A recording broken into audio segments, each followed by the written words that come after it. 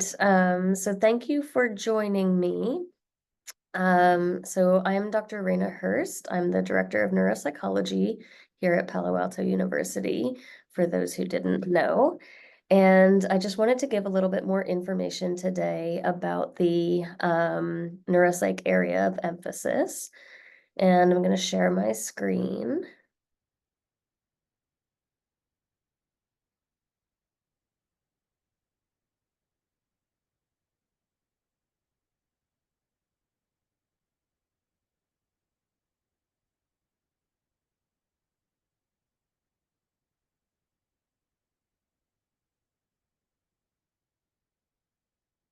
Okay.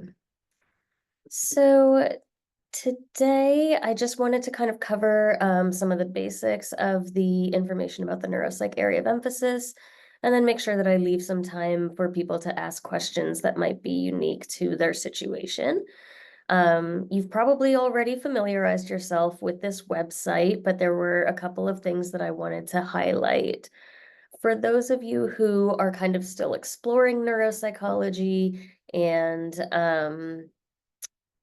trying to decide whether this is the appropriate path for you.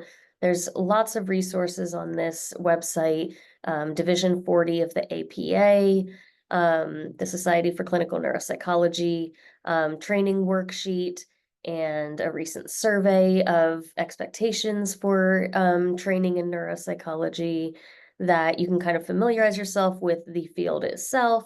I encourage you to get familiar with some of the other neuropsych organizations like the National Academy of Neuropsychology, the International Neuropsych Society, etc., to get a better understanding of what this emphasis involves. We do have a webinar as well available here where I think I might have gone into a little bit more detail that again, you may have already seen. And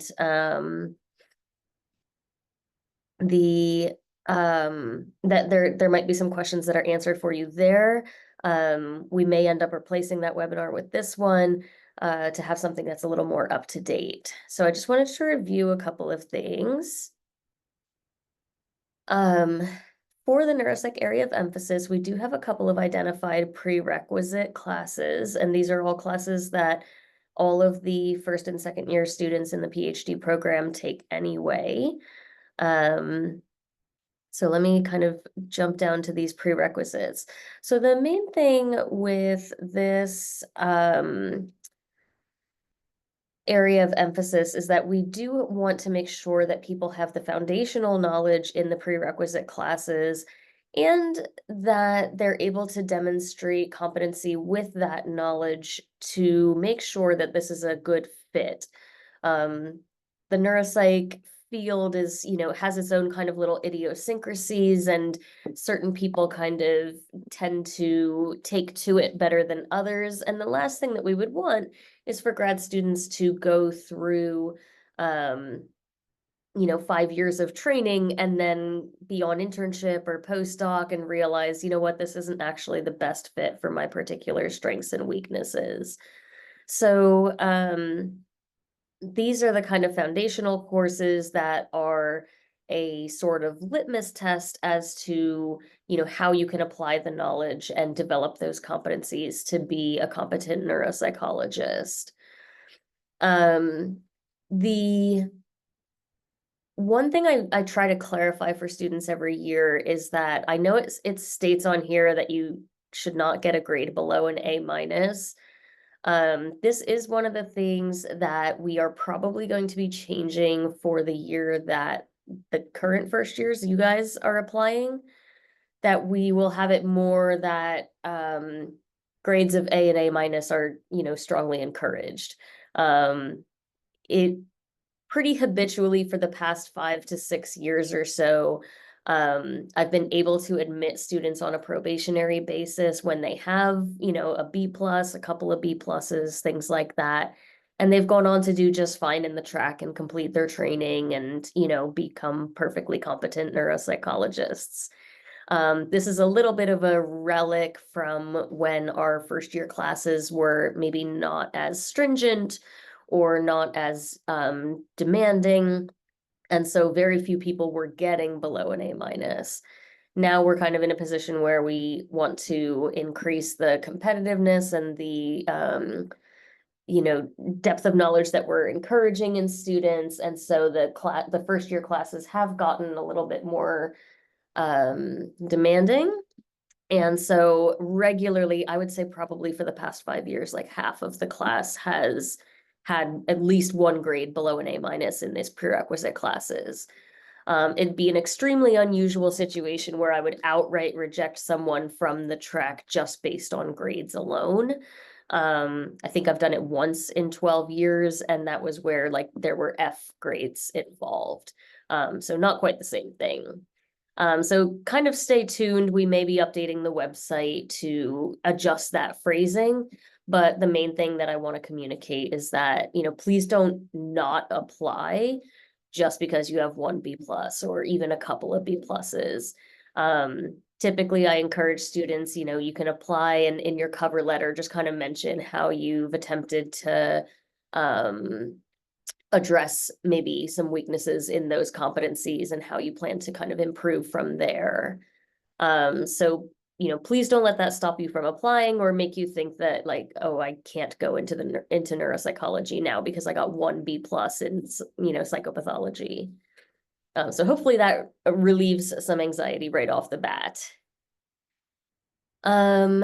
These are the classes that you would be taking in the track. So the way that the order proceeds is that you would complete all of your first year classes, hopefully earning good grades in the prerequisite classes. At the end of the fall quarter of second year is when you submit the neuropsych area of emphasis application. And this application you can find at the bottom of this page. I'll show you. That is when you kind of formally apply to the track and receive information. Usually within a few weeks, I let people know that they've been accepted. The nice thing about this is that, for those of you who are a little bit still kind of on the fence, is this definitely what I want or not? It gives you a really good chance to get some skill and practice with all of the first year classes, all of that foundational knowledge. And you can kind of see like, yes, does this still feel like a good fit for me? Obviously, you'll also be learning more about the neuropsych emphasis during that time. And so like, it'll hopefully help solidify some of your career goals. Once you submit that application, you can I'll show you the application. It's accompanied by like your transcript, and we can kind of talk about that in more depth. But once you submit that in the fall, then you would be approved to register for the first class, which is the spring of second year neuropsych assessment 1. And the way that this track proceeds is that all of the classes build upon each other. And so you take neuropsych assessment 1, then neuropsych assessment 2, then clinical neuropsych 1, clinical neuropsych 2, neuroanatomy, and neuroimaging. The default last class of the track is cognitive rehabilitation. However, we do have a number of PAU students who want to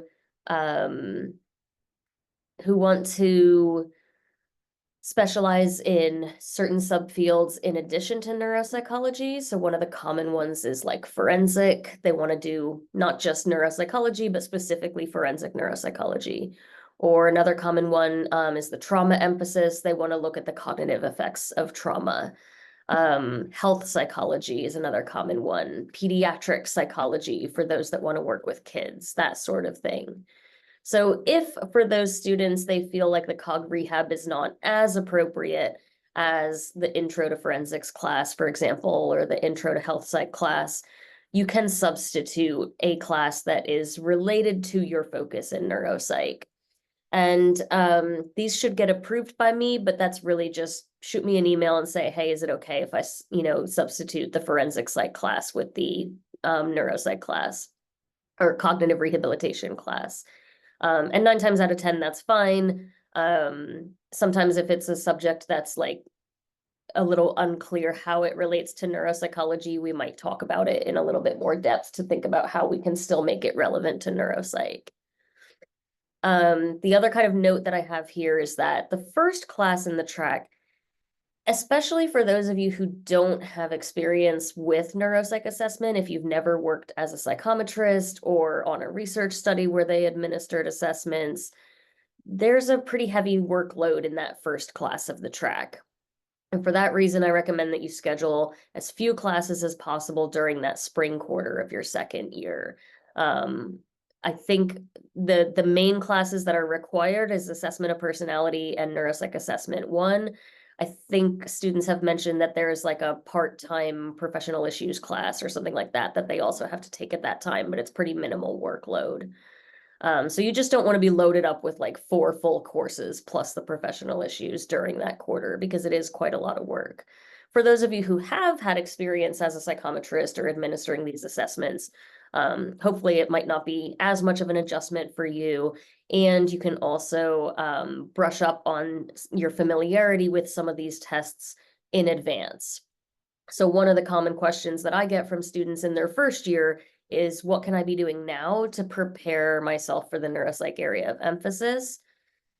Besides the actual prerequisite classes that you're taking, the other suggestion that I would have is to start familiarizing yourself with the most common neuropsych tests. And if anyone is interested, I'm happy to send them the syllabus from the neuropsych assessment 1 and 2 classes so that you can kind of have this list of tests that you're going to be expected to know, and you can even potentially start practicing them over the summer, over the winter break, anything like that. And it would definitely make the adjustment to that first neuropsych assessment 1 class, I think, an easier adjustment for you. The rest of the classes in the track, the feedback that I get from the students are a lot more kind of manageable workload. But it's just that we're kind of in that first neuropsych assessment 1 class, we're trying to cover all of the main neuropsych assessments that you might be expected to administer when you go on your 3rd year practicum. So we want to make sure that you learn those in advance of going out on practicum so that that adjustment is easier for you. This just mentions we evaluate progress, we encourage grades of A or an A minus. Typically, I tend to adjust grades. I really only give B pluses in my classes if in the neuropsych classes, if there are kind of grave concerns about whether this is a good fit for you. So if you're, consistently, failing the quizzes, having multiple errors in the homework assignments, in the scoring assignments, if you're making, many errors throughout your test administration, then it kind of becomes more of a question of, is this definitely a good fit for you? It's not meant to be gatekeeping or to kick anyone out of neuropsych, but there is a certain precision and attention to detail that is expected of anyone working as a neuropsychologist. And so if that's something that is kind of maybe a weakness of yours or something that you should work on practicing and strengthening, we want to make sure again that this is something that is a good fit for you. Oh, I have to update this to full professor. So that's just my bio and information about my research lab. Feel free to take a look at that. I mentioned the class schedule. The other components of the area of emphasis are you have to have at least 1 official practicum placement in a setting that provides clinical neuropsychological experience. Most students try to get that kind of right away in their 3rd year. Not always able to happen, but you need more intervention hours than you're able to get just at Gronowski anyway. And so it's perfectly fine to do an intervention practicum during your 3rd year. The other thing I'll say is that many students decide to take on supplemental practica to try to boost their experience and their hours. And if you feel like you're able to kind of manage that workload, that can be a way to kind of help you reach your training goals a little bit earlier.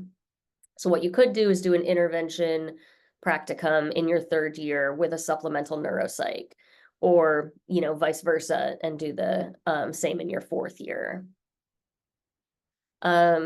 One thing I'll just kind of mention, because this is a bit different from undergrad, is that it is expected that you'll be on campus, available, and working during the summers. And so that's why we have the neuropsych classes, 2 of them fall during the summer quarter. The other component of the expectation for the emphasis is that your dissertation should have some neuropsychological component. And this is usually pretty, self-explanatory and easy for the people who join neuropsychology research labs, but not everyone joins a neuropsych research lab. As I mentioned, many students are also interested in trauma or health psych or forensic, and so they might join that research lab. And in that case, it might take a little bit of brainstorming as to how to integrate neuropsych assessment into your dissertation. And I'm happy to serve as kind of the default neuropsych advisor for all of the neuropsych students on campus. That if you're working with a health psych professor, for example, and you want to, talk to me about how to integrate neuropsych into your health psych dissertation, I'm happy to meet with you and chat through some ideas, give you some suggestions, etc. And similarly, I'm also happy to serve on the committee as one of the committee members that can speak to the neuropsych component of your dissertation. So the completion of the area of emphasis is when you've finished all the coursework, you've had at least one neuropsych practicum, and your dissertation proposal that has a neuropsych component has been approved by your committee. And so that's when we've considered that you've met all of these expectations.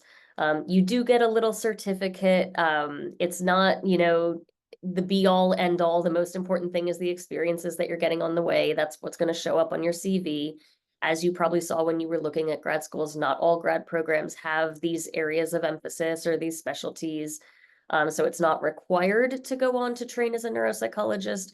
But the reason that PAU does it the way that we do is to make sure that anyone going through the neuropsych emphasis would be considered eligible for board certification in clinical neuropsych. That's not to say that you have to pursue that route, but generally speaking, the experts and professionals in the field encourage that your training be at least eligible for board certification to ensure that you're getting competency and knowledge that would make you, a competent practicing neuropsychologist. We have other activities that will also contribute to your knowledge in the field. We have neuropsychology grand rounds. We have brain cuttings at the Palo Alto VA periodically. And the Association for Neuropsychology Students in Training often puts on both social events as well as talks, seminars, panels, etc. So stay tuned for announcements about those. I think the only other thing I have mentioned here is that for those first 2 classes, the neuropsych assessment 1 and 2, you do actually administer a neuropsych battery to a volunteer during that class. A lot of students will just kind of trade back and forth with each other. You test your friend tests you, and then you both write up your report separately. You could do friends or family members, but it is, you do want to communicate pretty clearly that this is not an actual clinical evaluation. You're not being supervised by a licensed psychologist. And so that's just the kind of caveat of participating in that assessment. Let's see. I mentioned beginning in the fall, the 2 summers of study, and there's the links. Okay, so that is kind of the overview. I know there might be some kind of exceptions that people want to ask questions about, so I wanted to open it up for any questions or follow-up. Okay, fantastic. So I tried to be pretty thorough, and I know some of you have also attended. Every fall, I put on a talk about how to become a neuropsychologist, and I go through a lot of information in that talk as well. If you weren't able to attend this year, I really encourage you to attend next year. It can be super, super helpful for just kind of preparing for what to do during your graduate training to make yourself competitive for internships, postdocs, and eventually a career in neuropsychology. So strongly encourage you to attend that. And yeah, if anybody does think of any additional questions when I'm not putting you on the spot, by all means, reach out by email, and I'm happy to answer any questions. Like I said, I'm basically like the neuropsych advisor for all the students on campus, and so please don't feel like you're bothering me or I'm too busy. Like, believe me, this is the part of my job that I love. And so the mentorship and being able to answer those questions and help make your lives easier, that, I get a lot of reward out of that. So I'm happy to meet with anyone who wants to chat about these things.